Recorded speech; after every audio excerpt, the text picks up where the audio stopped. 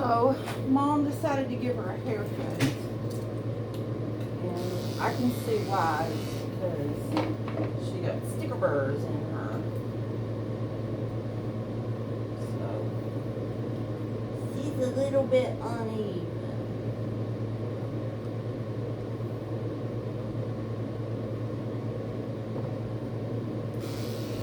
This is Chloe.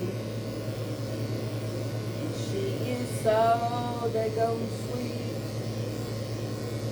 She might even sing for you guys. She sang for me in the bathtub. She goes, ooh. Isn't it? Isn't it?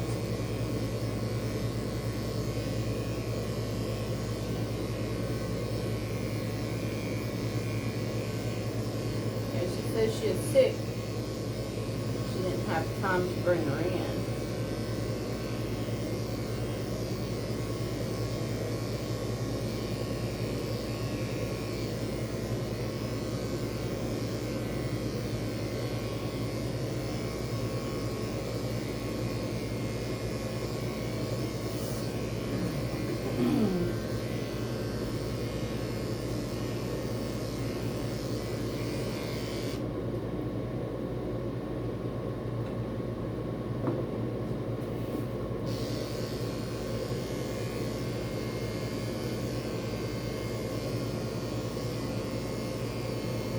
Chloe's a long-time client.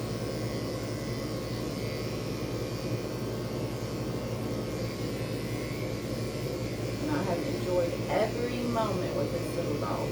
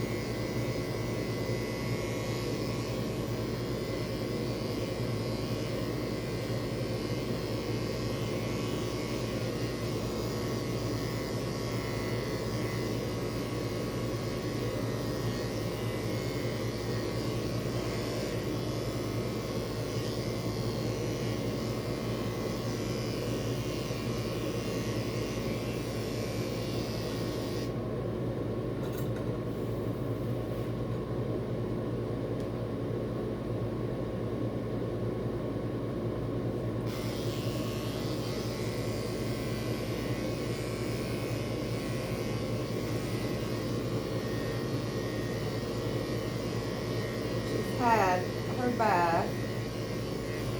I gave her 3 baths, and I removed the sticker burrs that were left in the bath.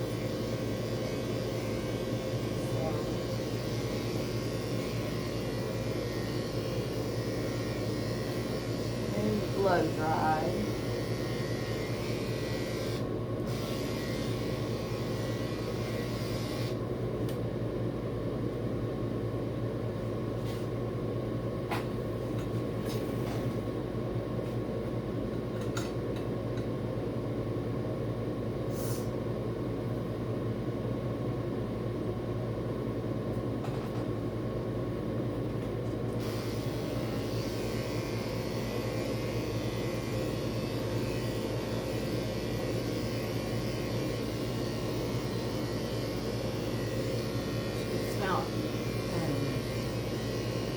Down there, who I'm babysitting for a couple couple of days while her parents were on vacation.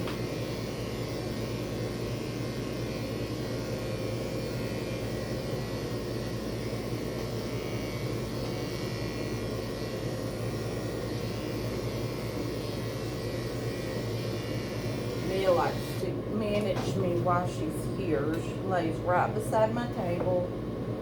She meets and greets all the clients at the door.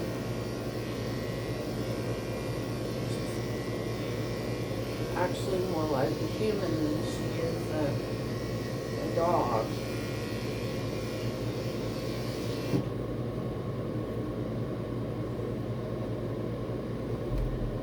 I wish all my previous managers were as sweet as she is.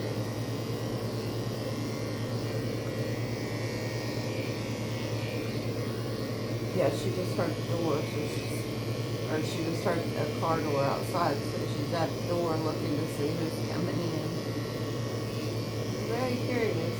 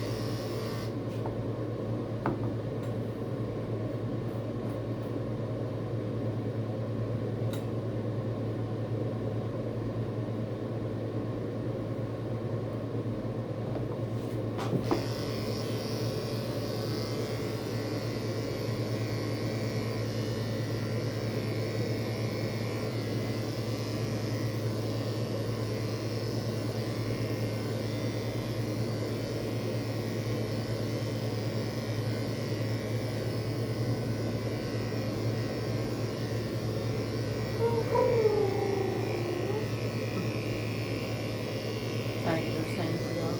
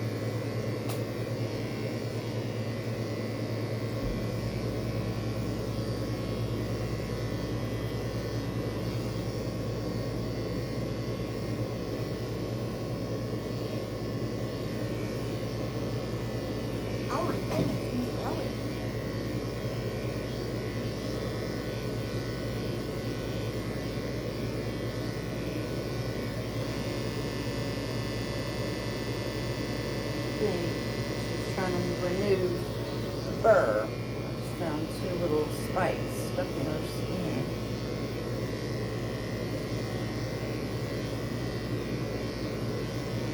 That's probably what you're trying to do.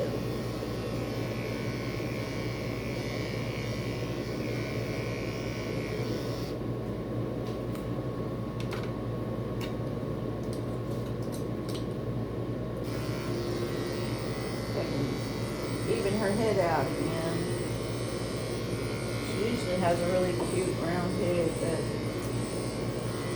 kind of got chopped by Mama. Just a little bit.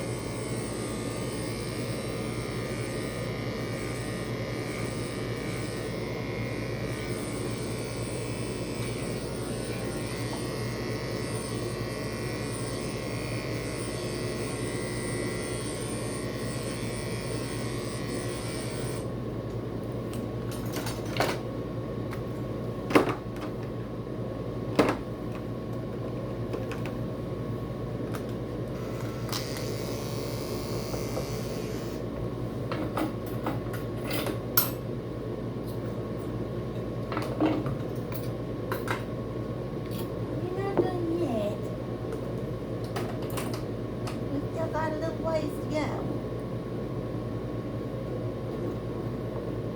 Just sit all happy. Am I done?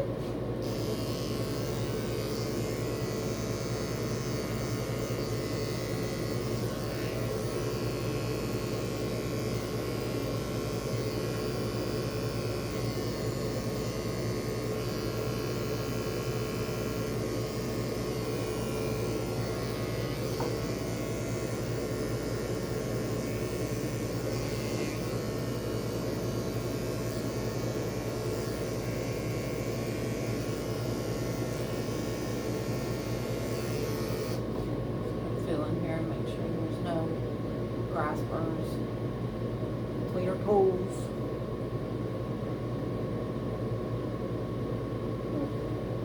Not on that foot.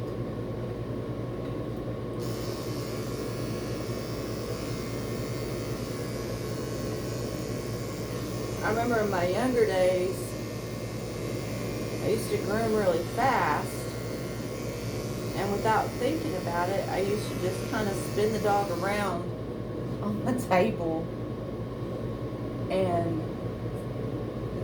somebody that I worked for actually called me out on it, and ever since then I've put a mat on my table because I just never thought about it. And I guess honestly, like, I mean, it didn't hurt the dog, but it definitely wasn't the most attractive thing.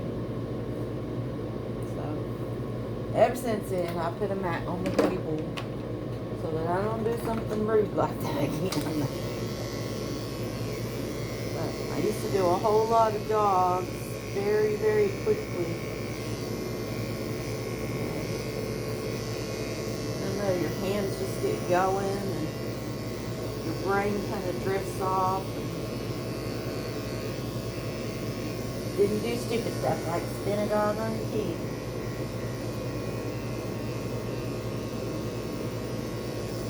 Right, Chloe? Right.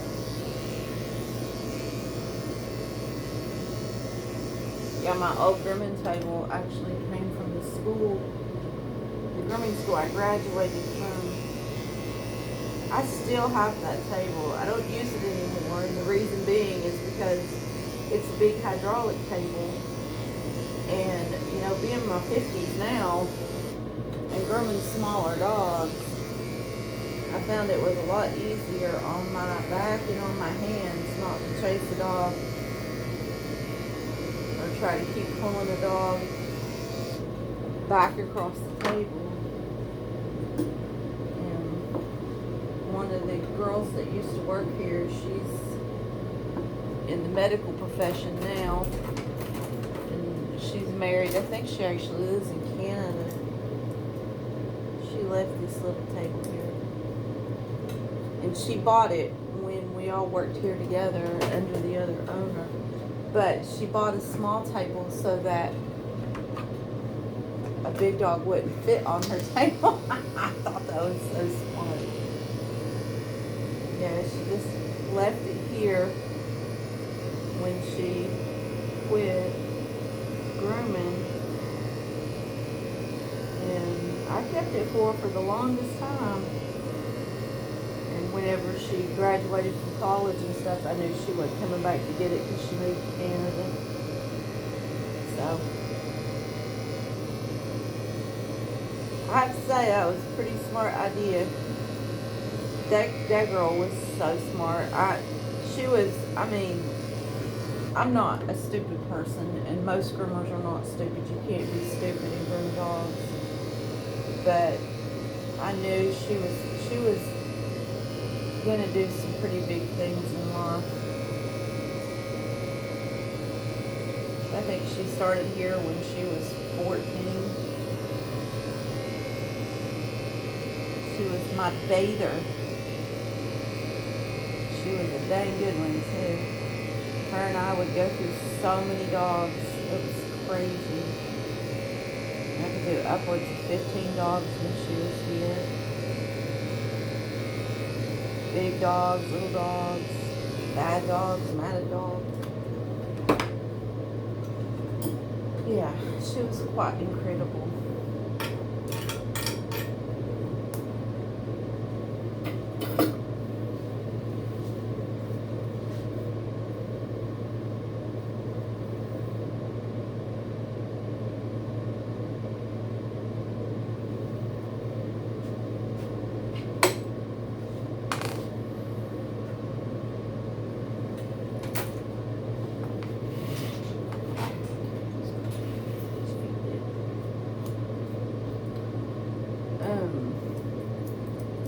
These are, I call them sock feet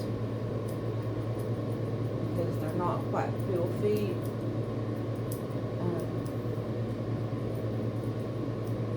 But they're short enough that people that have sticker burrs and things like that, it's not real hard for them to pull the burrs out of the fur. So I just used a 5 reverse. And I just think it looks like little socks on their feet, so I call them sock feet. It's funny the names that we come up with things. I remember a client came in here one time and asked for cowboy pants or cowboy breeches, or I was like, what is that? Turned out it was just a lamb trim. Short body, longer legs. Cowboy britches, that's what they call them. It's cowboy britches.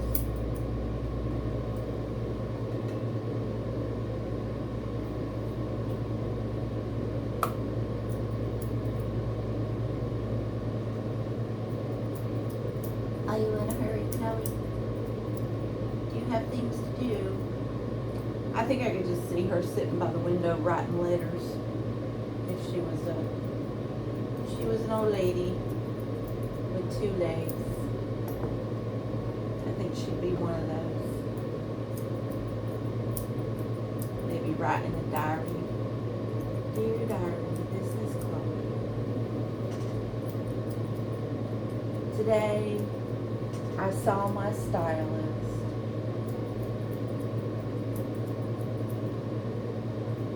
She was quick as usual. Gave me something. I quite wish she would add lettuce to my song. Isn't that right, Chloe? Why can't you add lettuce? I'm such a sweet baby.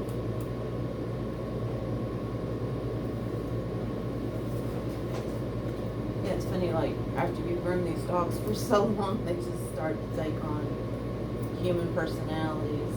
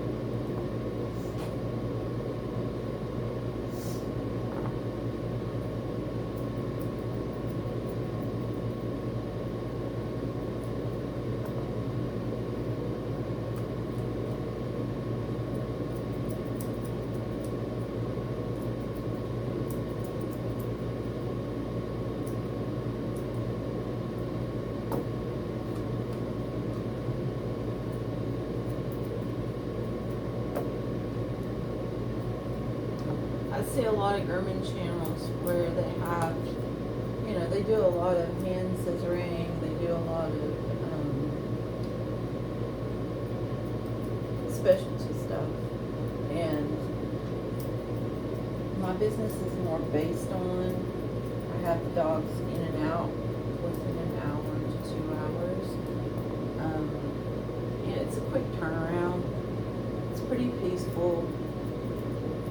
I think most of the people come here because I don't quite keep up with the cost of the people around me. I try to keep my cost at a space where people can keep their dogs maintained without, you know, breaking the bank. And I know a lot of businesses have high turnover, but I try not to do that. I like to build a relationship with the dog. It just makes it nicer for me. But if they want that specialty work and stuff, I do tell them that there's groomers out there that will do that stuff. It's just not what I'm into. I don't enjoy the pressure of that kind of grooming.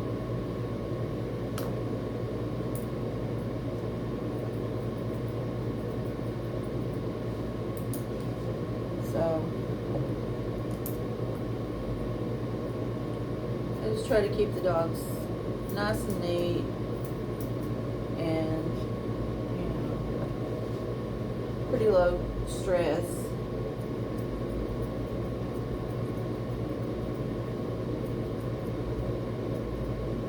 So I'm not the fancy groomer, just a basic groomer.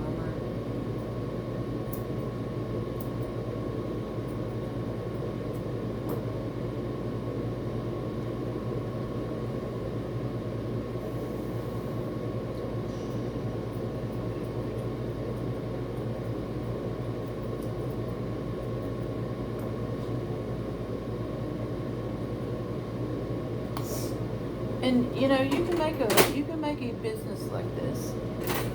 You don't have to be, you know, the fanciest groomer out there.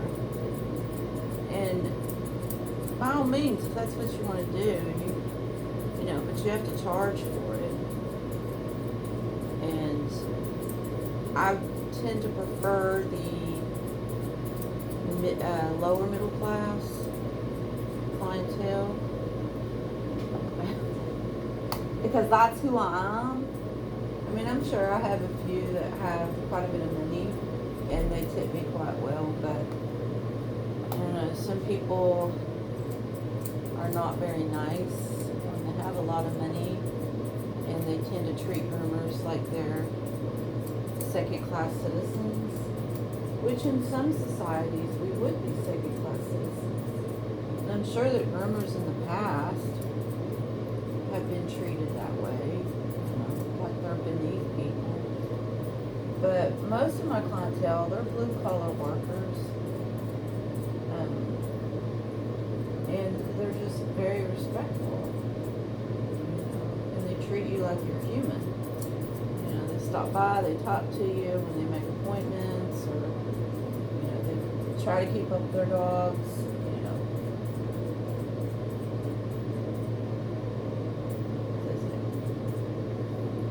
I got friends in places.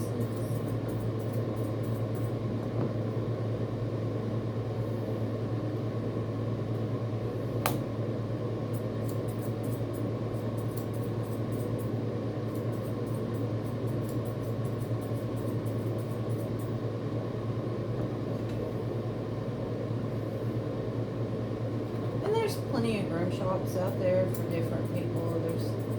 Everybody has their own vibes, their own things that they do. There's pretty much a groom shop out there for everyone, unless you live in a really small town. You know, and I've been known to have fun every now and then, and throw a little color on a dog, or do a mohawk, but it's not my specialty.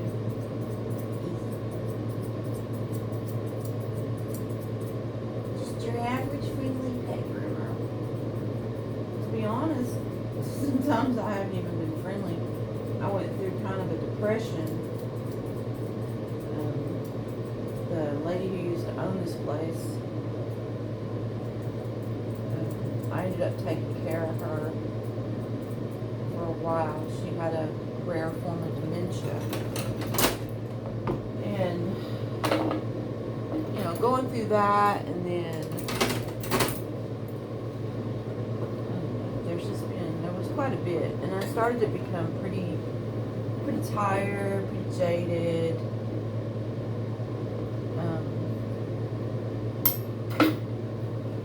And I just kind of lost my way a little bit, and it wasn't as nice. I'm always good to the dogs, but I just wasn't as nice to the people.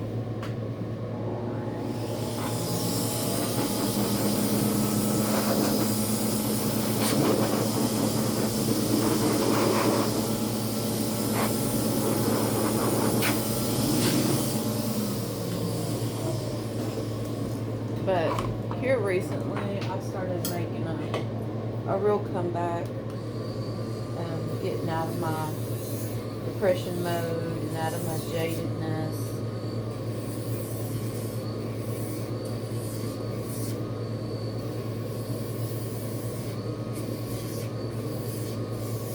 Because if you're not careful, the grooming business, anytime you own a business, it can suck the entire life out of you. You just keep giving and giving and giving to everyone else. And although the people that you're giving to, they're kind,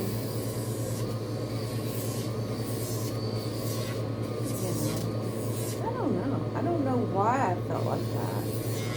And then I finally realized and remembered what a blessing that all of these people and these dogs are to me.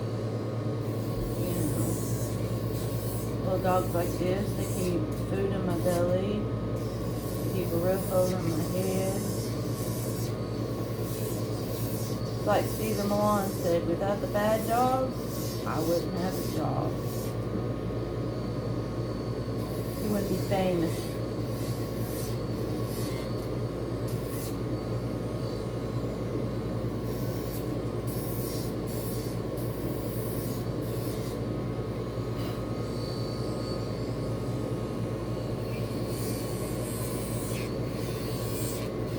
But I did have to make a compromise, and because, you groom all day, and then in the evening you've got so many phone calls to return, so much laundry to do, you gotta clean up, and so I don't have a receptionist. I don't want to have to raise people's prices to have a receptionist. So I did figure out my own way not to have a receptionist by putting the clients in charge of booking their appointments. And no, I don't mean some online form. I mean, I just literally put them in charge of booking their appointments. I'll have to show it to you sometime. And that really made things a lot more helpful, because you finish a day of grooming and then you've got 65 phone calls waiting for you to return. And it's like, I can't do this. That kind of receptionist job should be a job by itself, not a job that you do at the end of the day. And trying to clean the salon and trying to do the towels and all the things. Yeah, I was really getting jaded. I really, really was.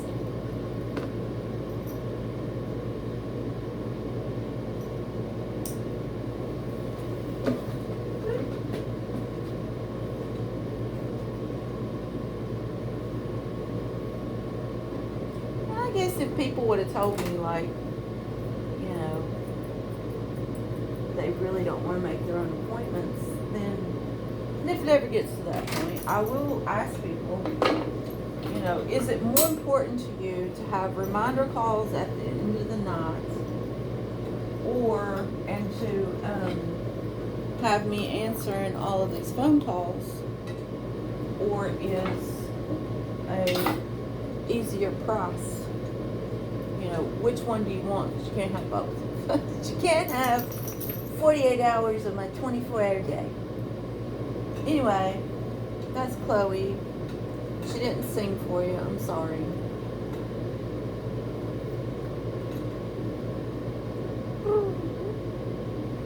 Can you sing? Can you sing, Chloe? Alright, that's it. I'll take a picture. Chloe.